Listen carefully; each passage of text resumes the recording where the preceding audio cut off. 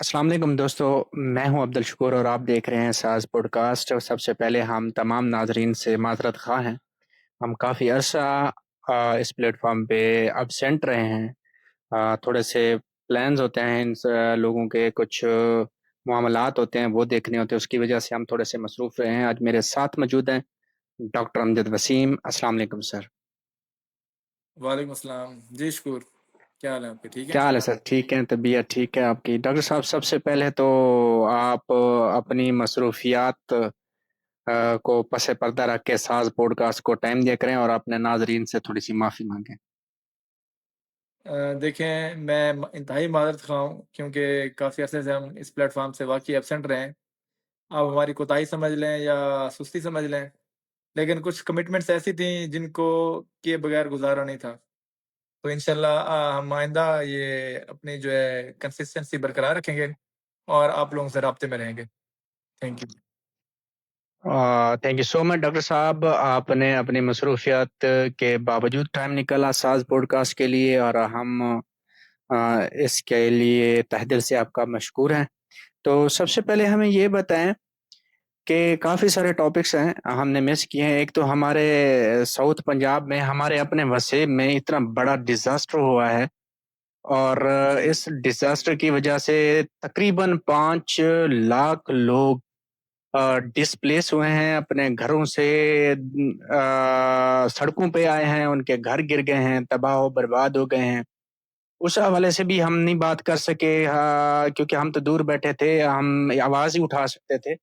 सबसे पहले हम अपने वसेब से माजरत ख़्वाह हैं। हमने उनको टाइम नहीं दिया, उनके लिए बात नहीं की, उनके लिए आवाज़ नहीं उठाई। डॉक्टर साहब, यही पानी जो इंडिया हमें कह रहा था सबसे पहले कि इतना पानी आ रहा है, इतनी बारिशें हो रही हैं, मिसमैनेजमेंट हुई है, और ये पानी अपर पंजाब से होते-होते साउथ पंजाब तक पहुँचा है। और जहाँ तक अब मेरा ख़्याल है, साउथ पंजाब से होते हुए अब दरिया तकरीबन खाली होने को हैं। लेकिन सिंध से भी वो गुज़र चुका है। सिंध में इतना डिज़ास्टर नहीं हुआ। पहले मुझे ये बताएँ, क्या सिंध ने प्लानिंग कर ली थी? देखिए, अब कर ली थी या नहीं थी वो तो अलहदा बात है, लेकिन अगर उन्होंने नहीं की ये तो नाअहली की इंतहा है। क्योंकि 1 महीने से ये जो डिज़ास्टर स्टार्ट हुआ है इधर कसूर से, और कसूर से होता हुआ लाहौर, इधर फिर पूरा सतलुज जो इधर भावल नगर तक गया है, फिर रावी ने तबाही मचाई है। तो मेरा तो ख़्याल है उन्होंने कर ली होगी, बल्कि कर लेनी चाहिए थी हर सूरत में।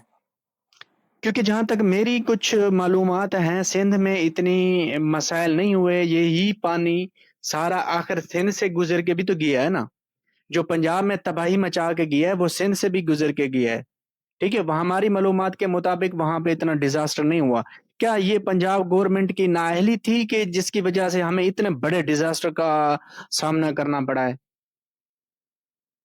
मेरे ख़्याल में आप इसको बिल्कुल पंजाब गवर्नमेंट की नाअहली नहीं कह सकते, ये एक डिज़ास्टर भी था। ये डिज़ास्टर इस तरह के आ जाते होते हैं।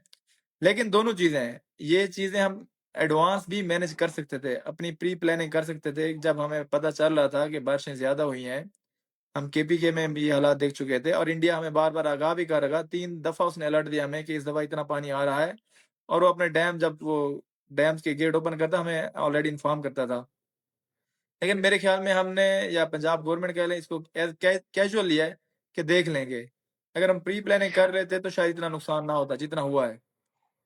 और सर, आपको बात पता ये है इस है, फ्लड का मैं खुद भी। 1900 1984 के बाद पहली दफ़ा बाइलेटरल राबते हुए हैं इंडियन गवर्नमेंट और पाकिस्तान गवर्नमेंट के दरमियान, के इतना बड़ा डिज़ास्टर होने वाला है।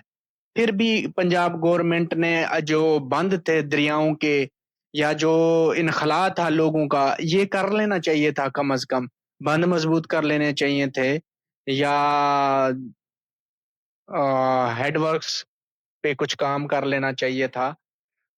क्योंकि हमारा नहरी देखिए मेरे निज़ाम ख्या कहते देखिए, हैं जैसे अच्छा है। जैसे जैसे जंगी हालात के दौरान जो डीजी मिलिट्री ऑपरेशंस होते हैं, वो एक-दूसरे के साथ कॉन्टैक्ट में होते हैं। पाकिस्तान का डीजीएमओ और इंडिया का डीजीएमओ। इसी तरह जब फ्लड की सिचुएशन होती है, ये हमारा जो इरिगेशन डिपार्टमेंट है या एग्रीकल्चर डिपार्टमेंट है, ये भी एक-दूसरे के साथ इसी तरह अर्जेंट हॉटलाइन पे कॉन्टैक्ट में होते हैं। तो ये जी। पूरी कॉन्टैक्ट में थे, इनको बताया गया था, ऑलरेडी इन्फॉर्म किया गया था। ये ये कैजुअल ले रहे थे चीज़ों को कि शायद ये मैनेज हो जाएगा, और ये एक्सपेक्ट इतना नहीं किया जा रहा था कि ये 10 मिलियन का, ये 10 लाख का रेला आ जाएगा, रावी को क्रॉस कर जाएगा और इतनी तबाही मचाते हुए आगे जाएगा। डॉक्टर साहब, मुजफ्फरगढ़, अलीपुर, उसके बाद सैदपुर और रहीम यार खान के काफ़ी सारे इलाके डूब गए हैं। और इन इलाकों में काफ़ी सारी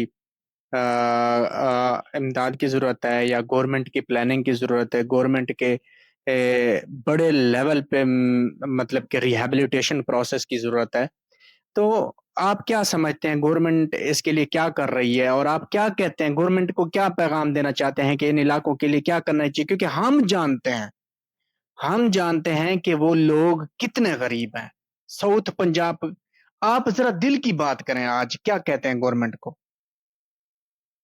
देखिए, जब फ्लड आता है तो फ्लड सिर्फ ये नहीं कि पानी आया तो गुजर गया और आपके घर गिर गए। असल जो तबाही है फ्लड के बाद आती है। आपको भी अंदाजा है 2010 में फ्लड आया था हमारे एरिया में, याद है आपको, कोटद्दू में। जी बिल्कुल। और जी हम भी फ्लड के बिल्कुल। इफेक्ट और हम भी फ्लड के इफेक्ट ही हैं, हमारे भी घर गिर गए थे। असल तबाही जो उसके बाद आती है कि वापस जो आपने लोगों को दोबारा अपने घरों में, मकानों में सेटल करना है। उनके मवेशी मर गए हैं, उनकी फसलें तबाह हो गई हैं। उनके पास रहने के लिए, खाने पीने के लिए ना बिस्तर है, ना चारपाइयाँ हैं, ना उनके पास मकान है रहने के लिए। और आप देख रहे हैं अभी ये अक्टूबर स्टार्ट हो रहा है, अक्टूबर के बाद नवंबर है, तो सर्दियाँ भी स्टार्ट हो जाएंगी फौरन। सर्दियों में एक तो वहाँ पे पानी खड़ा है, पानी के होते हुए वहाँ पे मच्छरों की अफ़ज़ाइश होगी, मच्छरों की अफ़ज़ाइश से बीमारियाँ फैलेंगी, फिर गंदा पानी है, गंदे पानी से भी बीमारियाँ फैलेंगी। तो ये एक पूरा एक जामे पैकेज होना चाहिए, जामे निज़ाम होना चाहिए, इसमें ये सारी चीज़ों को इंक्लूड किया जाना चाहिए कि उनको मकान बना के देने चाहिए, उनके घरों को बिस्तर देखना चाहिए, उनकी सफाई का इंतज़ाम करना चाहिए कि उनके पानी का जो सिस्टम है, पहले वो हैंड पंप यूज़ कर रहे थे या दूसरी मोटर यूज़ कर रहे थे इलेक्ट्रिक, तो पानी का सिस्टम नीचे जो पानी आएगा वो भी ऑलमोस्ट खराब होगा। फ़िल्टर्ड प्लांट लगाने चाहिए वाटर फ़िल्ट्रेशन के वहाँ पे। उनकी हेल्थ की फैसिलिटीज़ को देखना चाहिए और उनके जानवर, खेत, वो सारा कुछ तबाह हो गया, सारी चीज़ों को मुकम्मल कंप्लीटली देखना चाहिए एज़ अ पैकेज। आपकी बात से मैं बिल्कुल एग्री करता हूँ डॉक्टर साहब।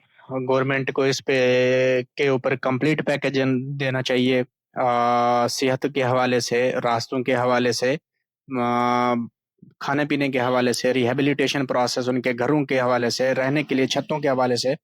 बहुत सारा काम होने को है। ये गवर्नमेंट को के लिए एक बहुत बड़ा चैलेंज भी है कि गवर्नमेंट अपने अवाम को किस तरह, और हमारे सियासतदान खसूसी तौर पर साउथ पंजाब की जो सियासतदान है वो किस तरह आवाज उठाते हैं और किस तरह अपने लोगों को एक पुरसकून जिंदगी दोबारा देने के लिए कि क्या मेहनत करते हैं, ये तो हम आने वाले वक्तों में देखेंगे डॉक्टर साहब। एक और आपसे रिलेटेड हमें सवाल ये है कि गवर्नमेंट ने रिसेंटली मतलब स्कूलों में कुछ वैक्सीनेशन का एक प्रोसेस स्टार्ट किया है। HIV वैक्सीन है, I I think so, if I am नहीं, नहीं, not wrong. HPV, SPV, HPV. HPV, sorry, HPV vaccine जो है वो बच्चियों को लगाई जा रही है। और उसके बारे में सर्वाइकल जो वैक्सीन है उसके बारे में आप क्या कहते हैं? और फिर मेरा एक और क्वेश्चन भी है आपके लिए, वो मैं आपसे बाद में करूंगा। पहले थोड़ा सा आप नाजरीन को ये बता दें, क्योंकि हमारे इलाके के लोग कॉमनली मतलब उनको नहीं इतनी इन्फॉर्मेशन होती, वो बहुत डरे हुए हैं कि ये इसमें ये है, ये वो है। आप जरा ओपनली खुल के बात करें कि इस वैक्सीन का क्या पर्पज है और ये क्यों लगाई जा रही है। देखिए, एचपीवी जो वैक्सीन है ये सर्वाइकल कैंसर की प्रिवेंशन के लिए लगाई जा रही है, कि मतलब उसको बचाव के लिए लगाई जा रही है। सर्वाइकल कैंसर का आम मतलब ये अल्फाज है कि में बताएं, सर्वाइकल कैंसर क्या चीज है? आम अल्फाज में जरा खुल के बताएं अपने नाजरीन को। मतलब ये है जो फीमेल्स में बच्चेदानिया कैंसर है, या कह लें रहम का कैंसर है, इसको कह लें, ठीक जी है। जी जी जी। तो उसका ये कैंसर है। कैंसर ये फैलता क्यों है? ये एक ह्यूमन पेपिलोमा वायरस है जिसको एचपीवी बोलते हैं। उसके इन्फेक्शन की वजह से किसी भी स्टेज पे ये वैक्सीन कैंसर हो सकता है। जरूरी नहीं है कि एचपीवी के इन्फेक्शन की वजह से आपको कैंसर हो। एचपीवी जो वायरस है इसकी कोई 100 से ज्यादा किस्में हैं। हर जी किस्म का डिफरेंट कॉन्सिक्वेंसेज होते हैं, तो कुछ उनमें से ऐसी किस्में हैं जो है वो कैंसर का बायस बनती हैं। तो वैक्सीनेशन करने का मतलब ये है कि उस इन्फेक्शन होने से पहले, जब ये वैक्सीन होती क्या है एक्चुअली? वैक्सीन ये होती है कि आपको उसी वायरस के एक कमजोर से जो किस्में हैं वो लगा दी जाती हैं, और उसके रिस्पॉन्स में, उसके रिएक्शन में हमारे जिस्म के अंदर मुदाफ़ियाती निज़ाम एक्टिव हो जाते हैं और एंटीबॉडीज़ बन जाती हैं। तो अच्छा। एंटीबॉडीज़ जब हमारे जिस्म के अंदर ऑलरेडी होती हैं, तो जब दोबारा एक रियल इन्फेक्शन हमें अटैक करता है, तो एंटीबॉडीज़ उसको काउंटर अटैक करती हैं और वो उसको इन्फेक्शन को बढ़ने से बचाती हैं। तो इस वैक्सीन का मकसद भी डॉक ये है। डॉक्टर साहब ये भी तो हो सकता है ना, जो तरीके से आवाम डरी हुई है, वो जो कमज़ोर जरासीम्स की जो वैक्सीन है, वो जो लगाई जाती है, अगर वही एक्टिव हो गए तो? ऐसा कुछ नहीं या होता, हमारा ये मुको सारा एक रिसर्च। देखें, ये एक पूरी एक रिसर्च प्रोजेक्ट होता है, उसके बाद ये वैक्सीन डेवलप की जाती है, डब्ल्यूएचओ इसको अप्रूव करते हैं, उसके बाद ये यूज़ की जाती है इंसानों पे। ऐसा नहीं है कि ये कोई आम ये चूहे थोड़ी है कि बस एक्सपेरिमेंट हो ठीक रहा हो है इन गया। पे। इंसान जी, जी, पे बताएँ। आज़माने से पहले इनकी प्रॉपर एक रिसर्च की जाती है, रिसर्च के बाद डब्ल्यूएचओ अप्रूवल देता है, उसके बाद ही ये वैक्सीन बना के लगाई जाती है। तो अभी ये जो वैक्सीन अच्छा, है, ये देखिए मैं पाकिस्तानियों को मैं ही क्यों मुफ़्त दी जा रही है? बाकियों को क्यों? मैंने तो सुना है ये 2006 से लगाई जा रही है, लेकिन पाकिस्तान अब क्यों देखिए याद मेरी आया? बात सुनें, पाकिस्तानियों को पोलियो की वैक्सीन भी मुफ्त दी जा रही है, फ्री में दी जा रही है, आपको पता है क्यों? इस टाइम पूरी दुनिया में पोलियो खत्म हो चुका है, सिर्फ 3 कंट्रीज़ ऐसे हैं जिसमें पोलियो है, पाकिस्तान, अफ़गानिस्तान और सोमालिया। तो पूरी दुनिया ये चाहती है कि बराए मेहरबानी हम ये अपने मुल्कों से ये बीमारी खत्म कर चुके हैं, तो आप भी खत्म कर रहे हैं, वरना आपकी वजह से ये बीमारी हमारे मुल्क में आगे ये फैल जाती है। तो वो भी अब जो 154 कंट्रीज़ हैं इस दुनिया में, इस टाइम जो ये एचपीवी वैक्सीन लगा रहे हैं अपने बच्चों को, बच्चियों को स्कूलों में, तो वो ये चाहते हैं कि भाई अल्लाह का वास्ता है, हम अपने बच्चों को प्रिवेंट कर रहे हैं, तो आप जब आते हैं हमारे पास, जब आपकी हमारे से मुलाकात होती है, तो खुदा ना खास्ता ऐसा ना हो कि आपकी वजह से हमें दोबारा इसका सबब बन जाए, आप लोग हमारे लिए ये कैंसर सबब बन जाएँ। तो खुदा के लिए हुँ। आप अपनी भी हिफाज़त करें और हमारी भी हिफाज़त करें।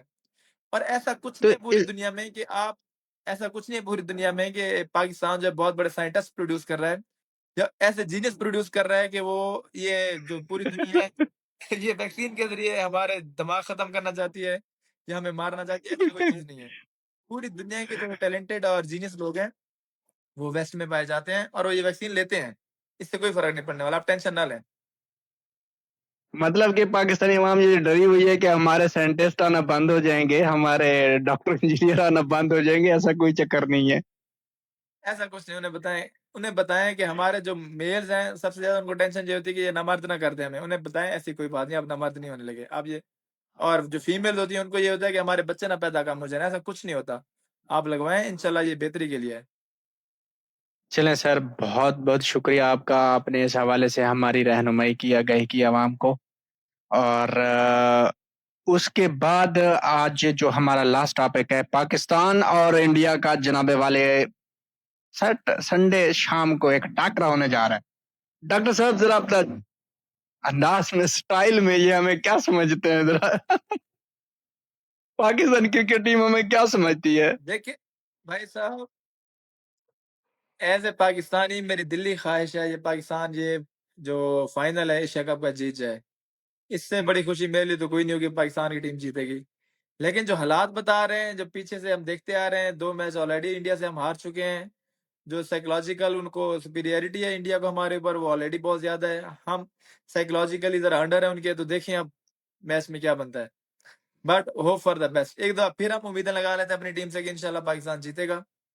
लेकिन मेरा ख़्याल है उम्मीदें हमारी नाकाम ही होंगी। अल्लाह ना करे। आपका थोड़ा-सा नॉलेज क्रिकेट टीम के हवाले से भी चेक कर लेते हैं। सैम अयूब को क्या आप देखें मशवरा देते हैं?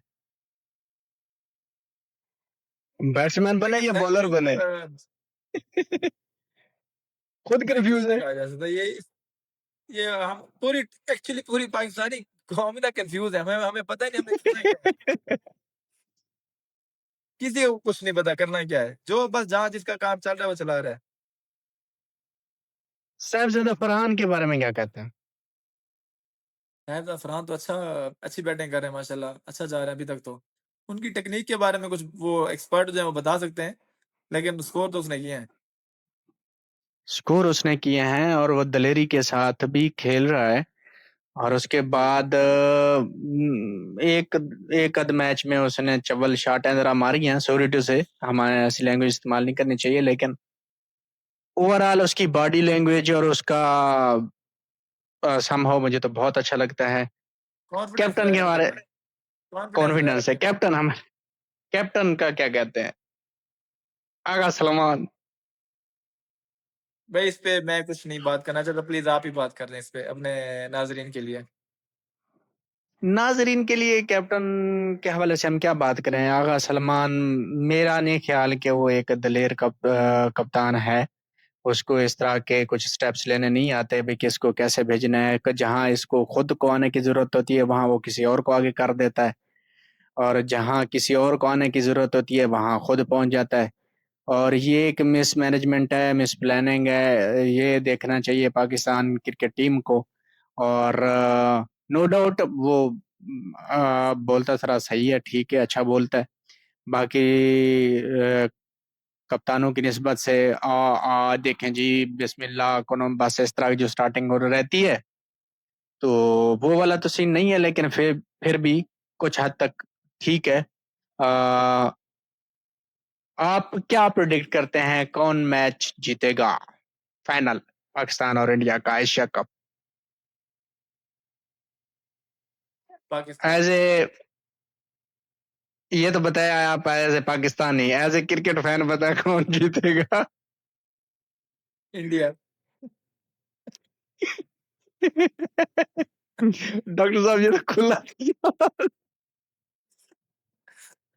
तो भाई दिल को भी तसल्ली देनी है, पाकिस्तानी भी तो है। दिल के बहलाने को गालिब ये ख्याल अच्छा है कि हम जीतेंगे। और उसके बाद मेरी प्रिडिक्शन तो ये है, इंशाल्लाह पाकिस्तान फाइट करेगा। पाकिस्तान कहेगा यही कि तो जी मसला है की भाई, वाला फाइट मैच करके चाहिए। फाइट करके हार जाए फिर क्या गम है, फाइट तो करे, ये वन साइडेड मैच तो ना होना एटलीस्ट। ये तो वन हाँ, साइडेड ही वन आ गए साइड हैं, मैच आपने ना नहीं हो देखा? ही। हाँ बिल्कुल। कल का मैच देख लें, अभी बांग्लादेश के साथ जो कल का मैच हुआ है, पहले बैटिंग कर रहे थे, रो रो के बैटिंग कर रहे थे, फजूल किस्म की। पता नहीं ये कब सूर्या, हमें। जो इंडियन कैप्टन है सूर्या कुमार यादव, उसने कहा है भाईजान ये पाकिस्तान और इंडिया के मैच किसी दौर में एक कंपटीशन हुआ करता था, राइवलरी हुआ करती थी। तो फिर क्या ये अभी राइवलरी नहीं होती, होती, ये हाँ। तो वन साइडेड मैचेस है। हाँ, उसने कहा है कि इसको राइवलरी कंसिडर ना किया जाए, मेहरबानी हो गई, इट्स नॉट राइवलरी एनीमोर।